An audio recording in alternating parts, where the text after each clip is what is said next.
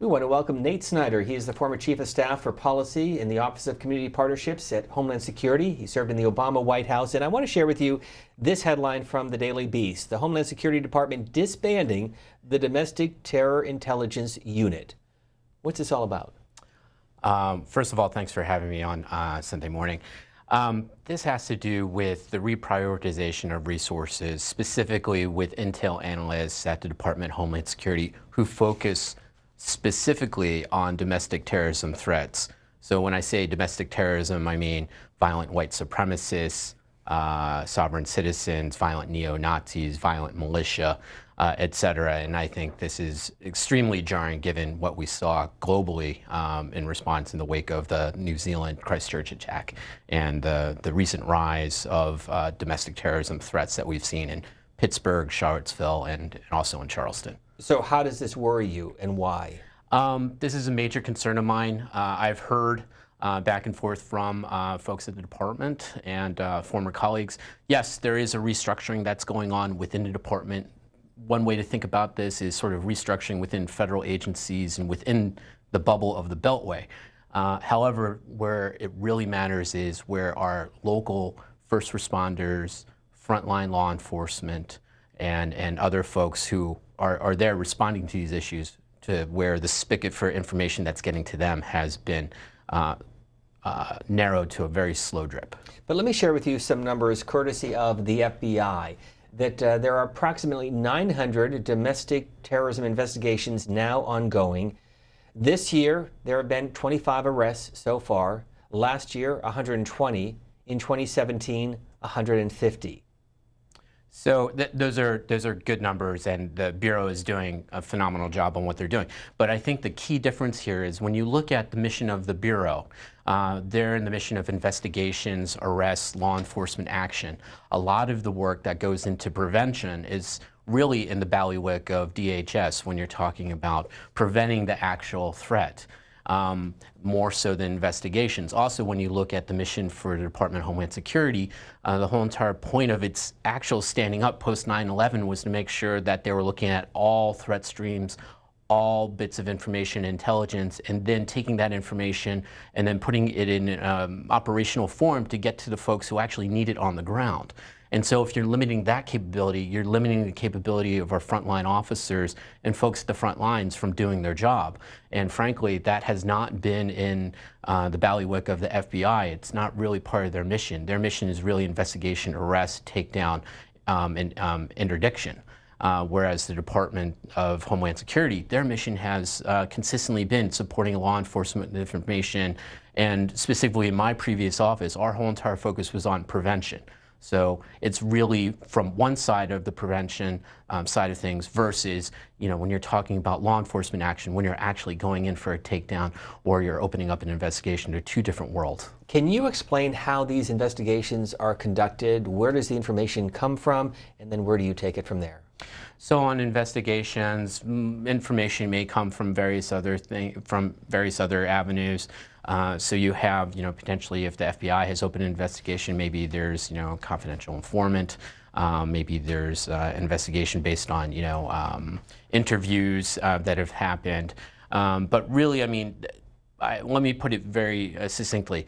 Once you're in the realm of opening up investigation, the realm of prevention, you're already in response. And so a lot of these threats you can intervene on and prevent.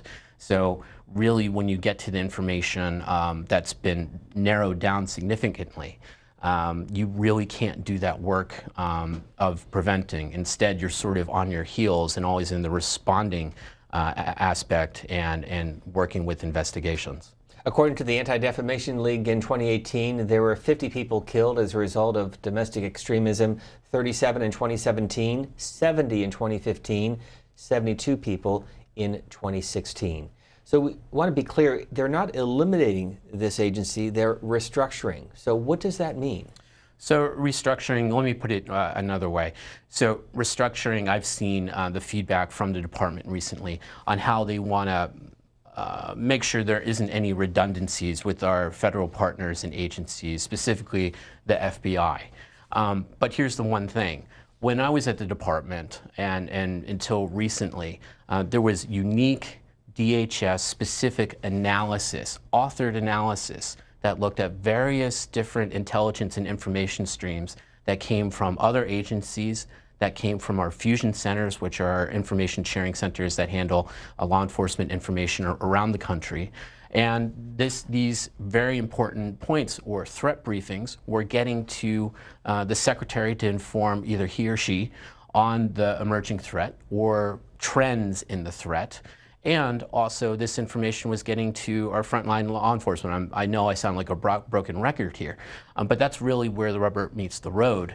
The information getting to those folks is critical because they're in the best place to respond, to prevent, more so than federal government can currently. I think one way to look at it is, yes, the restructuring right now is sort of like, when you have a small child rearranging food on their plate to make it look like they've eaten more than they actually have.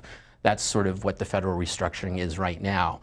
But really what matters is, out of that restructuring, what does it really mean in regards to the output and the information that's shared with the folks out in the field who are actually doing the work? And that's really what matters, because that has been significantly narrowed. Our guest is Nate Snyder. He is a veteran of the Department of Homeland Security and now with Cambridge Global, serving as a senior advisor, which is what?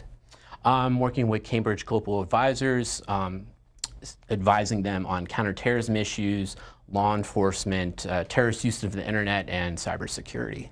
Let's get to your phone calls. 202 is the area code, 748-8000. That's our line for Democrats, and 202-748-8001 for Republicans. If you're an independent, 202-748-8002. From Chicago, Keith, good morning.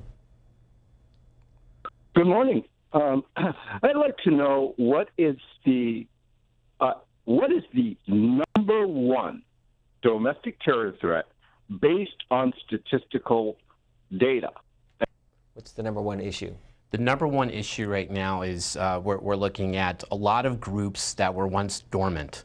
And I saw this in lead up to the change in administration. We saw a rise of violent right-wing extremism and domestic terrorism, the election after electing President Obama.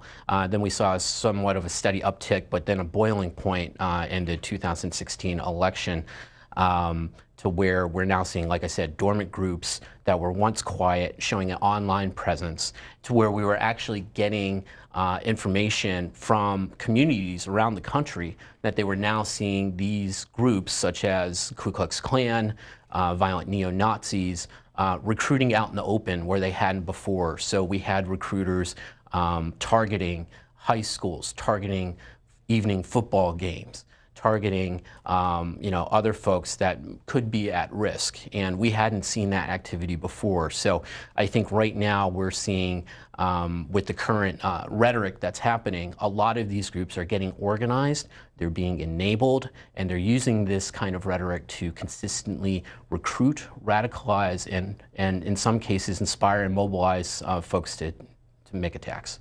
John from New York City, good morning.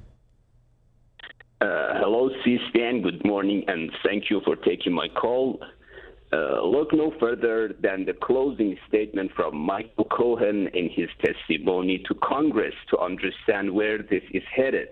I fear that if he loses the election in 2020, that there will never be a peaceful transition of power. Michael Cohen, he knows what this man is capable of doing. Trump is now setting the stage and the agenda for what will be a coup. Your response? I think what the viewer's speaking about is, I think what I mentioned at the end of some of the rhetoric that our leaders in this country are using, and words do matter, and they do have an effect, and I think we've seen that throughout coverage. Christopher Wray, who is the FBI director, testifying before the House Appropriations Committee to talk about his budget, but he was also asked about the rise of white supremacists and violent extreme groups in the U.S. Here's that exchange.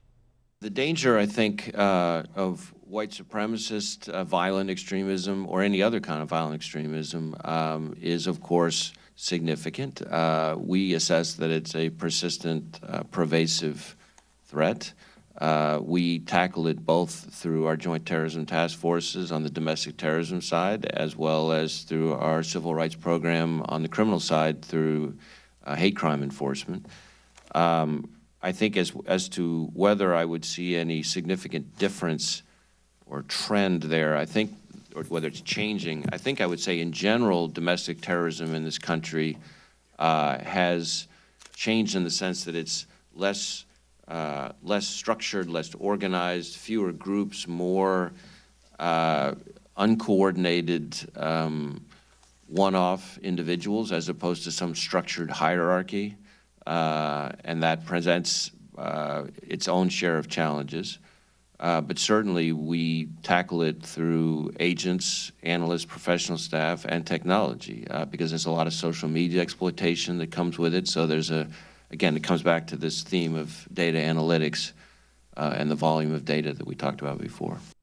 Those comments from Christopher Wray, the FBI director, and Nate Snyder, what are you hearing? I have to agree with the director. I think one of the threads I want to pull on that he mentioned in regards to domestic terrorism sort of being decentralized. I think there's a very direct analogy here to where we're looking at, what the Bureau, the Department of Homeland Security, frontline law enforcement have done in regards to the threat of ISIS and Al-Qaeda inspired terrorism. I think what you're seeing now is an evolution of domestic terrorism, or specifically right-wing violent extremism. It's metastasizing, and they're literally taking pages of the playbook from ISIS and Al-Qaeda inspired terrorists in regards to inspiring lone actors, in regards to leveraging social media. And so I think he brings up a really good point. And I think this is also where it hits home on my concern. So when you're looking at traditional tripwires, as the director mentions, when you're talking about agents and analysts and informants, that's great. And those things have been working to an extent possible.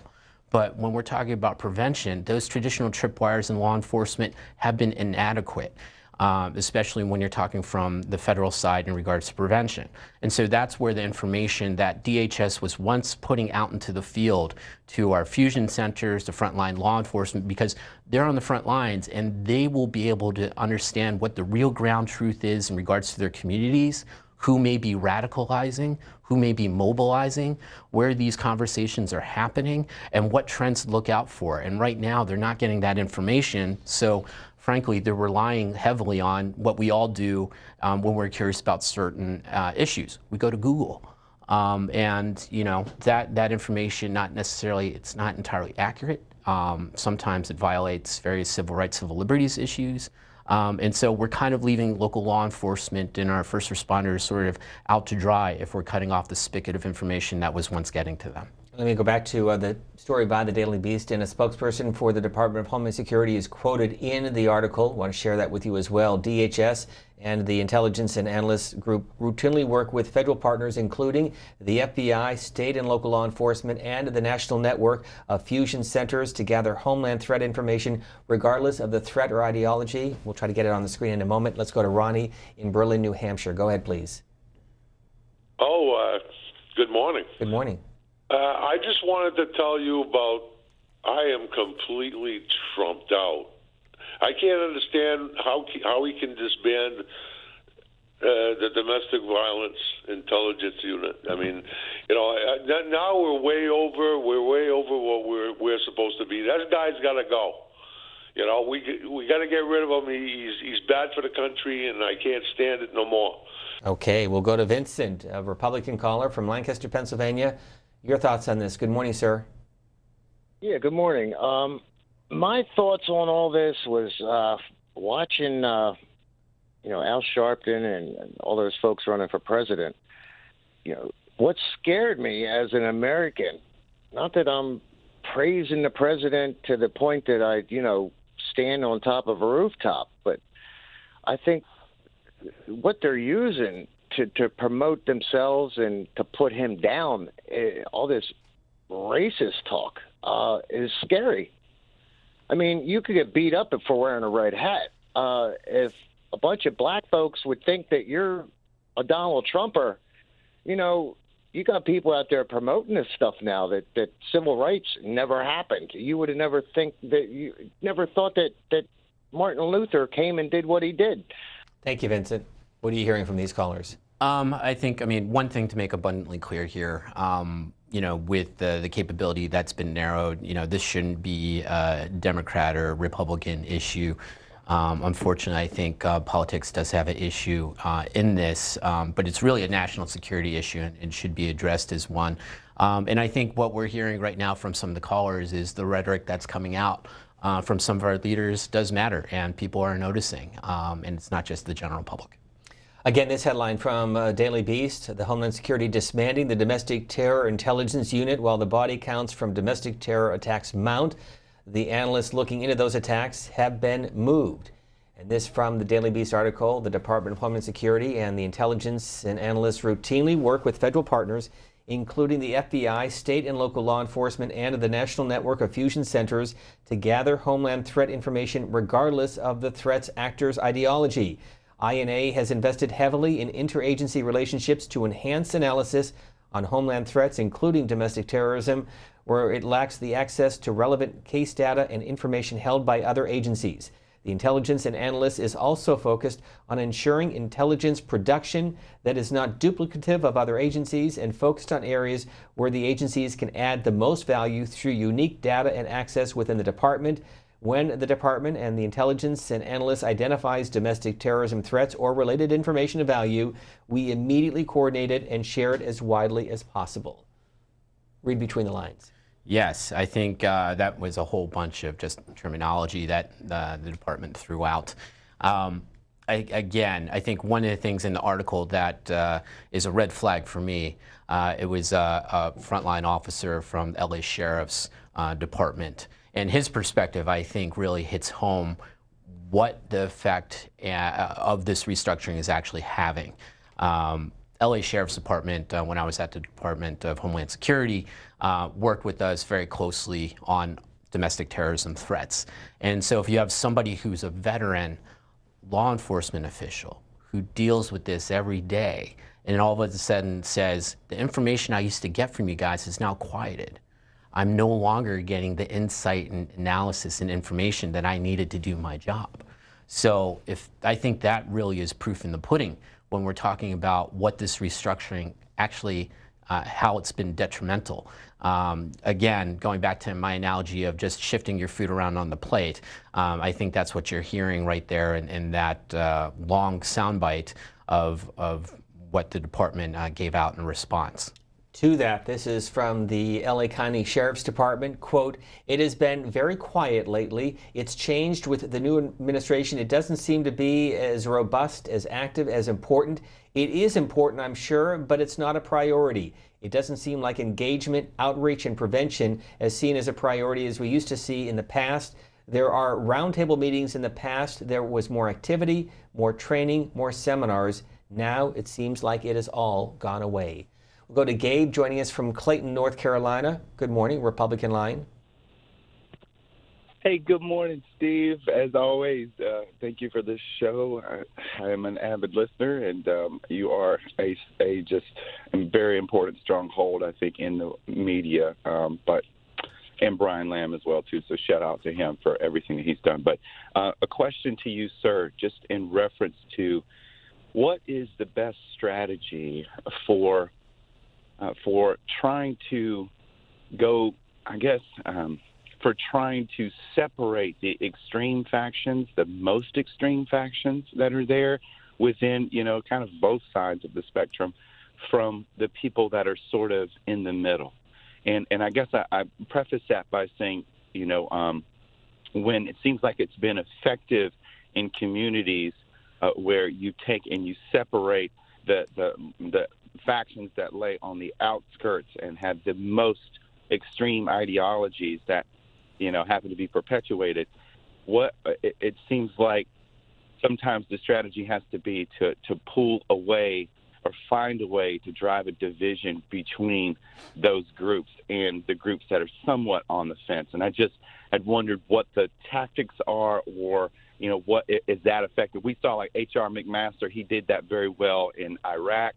And that was one of the big reasons why he was brought into the administration. But, I was just curious in your thoughts about what is the best way to move forward in making that delineation or pulling people away from that extreme. Thank you, Gabriel. Appreciate the call, and we'll send your best wishes to Brian Lamb. This is a really multi-layered question, and I think the viewer makes a lot of good points here. And we just getting to the point on, what is the best strategy here? I think this all boils down to what's happening at the ground level. So it's great, and the federal government is doing its job on sharing information to the extent it can, but when it really gets down to the prevention side of things, as the viewer mentions, working with all sides of the spectrum of where this rhetoric or ideology may be bubbling up, it really comes down to folks who are in the community, understanding the community. So I think the quote from the Daily Beast article from the LA Sheriff's Department in regards to outreach, engagement, the information that they need to do that job is critical, because that's where these connections really are made. So go to one further example. When I'm talking about folks in the community, I'm talking about parents, I'm talking about teachers, I'm talking about soccer coaches, I'm talking about firemen,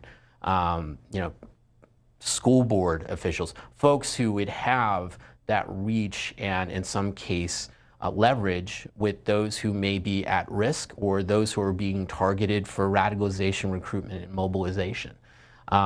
And so that's really where things matter. One other point I want to make out that has also been detrimental to the mission overall, not only on domestic terrorism, but terrorism overall and its prevention at this local level using these tactics. My former office at one point had 40 full-time employees with a budget of around $22 million.